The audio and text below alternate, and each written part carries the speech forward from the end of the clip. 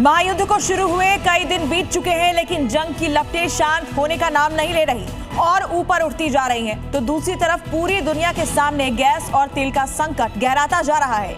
इसे लेकर ईरान ने एक ऐसा चक्रव्यूह रचा है कि ट्रंप को उससे बाहर निकलने का कोई रास्ता दिखाई नहीं दे रहा।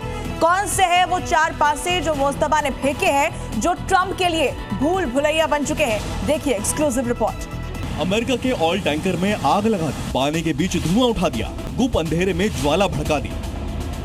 ये ईरान का ट्रेलर है। इन तस्वीरों को देख 11,000 किलोमीटर दूर बैठे ट्रंप की हवाइयां उड़ी हुई हैं। ये जहाज स्ट्रेट ऑफ हॉर्मुज में जल रहे हैं और अमेरिका में बैठे ट्रंप के पसीने छूट रहे हैं। ईरान के नए खलीफा ने सुप्रीम लीडर की गद्दी संभालते ही महाशक्ति को चारों खाने चित कर दिया है। कैसे, समझिए। अमेरिका और इजराइल साथ मिलकर भी अकेले लड़ रहे ईरान को महायुद्ध के 14 दिन बीत जाने के बावजूद चित नहीं कर पाए हैं और अब इस युद्ध में हूतियों की भी एंट्री हो गई है।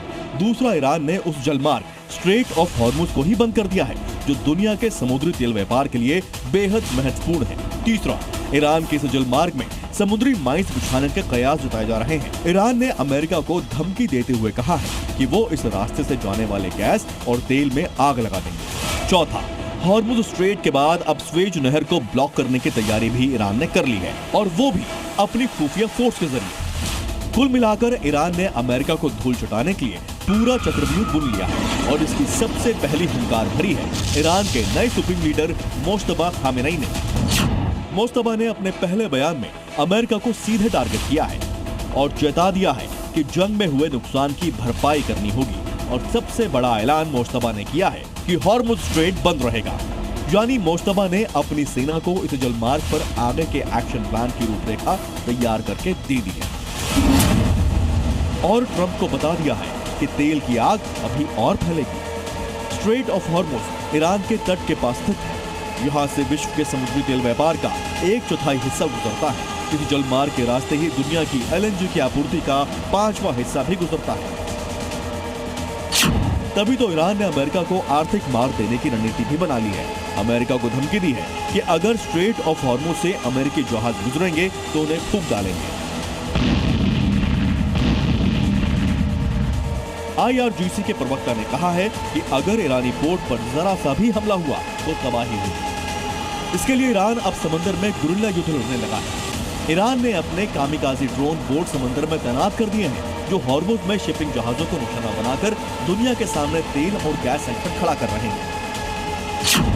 अमेरिका के लिए चिंता की बात यह है कि सिर्फ करीब 8 लाख रुपए के इन बोट ने अमेरिका के बाहुबली युद्धपोतों की नाक में दम करके रख दिया है। ईरान के एक बोट को गिराने के लिए अमेरिका को 20 से 30 लाख डॉलर की मिसाइल दागनी पड़ती है, जो कि ट्रंप के लिए देश में अंदरूनी कलह की वजह भी बनता जा रहा है। लेकिन अब ट्रंप को समझ नहीं आ रहा है कि वो ईरान के चारों तरफ से बिछाए जाल का तोड़ निकाले तो निकाले कैसे, क्योंकि अभी तक अमेरिका समेत दूसरे देश स्ट्रेट ऑफ हॉर्मुज के बंद होने के बाद स्वेज नहर का इस्तेमाल कर रहे थे। अब इस स्वेज नहर को बंद करने के लिए ईरान ने हूती विद्रोहियों को उतार दिया है। हूती विद्रोही जल्द ही इस नहर को ब्लॉक करने के लिए लाल सागर में हमला कर सकते हैं, जबकि इसे यूरोप और मिडिल ईस्ट की लाइफलाइन माना जाता है। दुनिया का 12% व्यापार स्वेज नहर के जरिए ही होता है। स्वेज नहर लाल सागर के रास्ते से ही होकर गुजरती है, लेकिन यहाँ हूती विद्रोहियों का दबदबा है। हॉर्मुज स्ट्रेट बंद होने के बाद से मिडिल ईस्ट के देश स्वेज नहर के रास्ते यूरोप को तेल भेजने की कवायद कर रहे हैं, लेकिन तेहरान ने साफ कर दिया है कि अगर मिडिल ईस्ट में जंग लंबी चलती है तो वो 1 लीटर तेल भी बाहर नहीं जाने देंगे। इस बीच इजरायली सेना ने लिटानी नदी पर बने अल जरारिया पुल पर हमला बोल दिया। साफ है, ना अमेरिका इजराइल जंग को आखिरी मुहाने पर लाने को तैयार है और ईरान ने तो अपनी मंशा साफ कर ही दी है। इसलिए दुनिया में तेल की आग अभी और फैलने वाली है। ब्यूरो रिपोर्ट, जी मीडिया।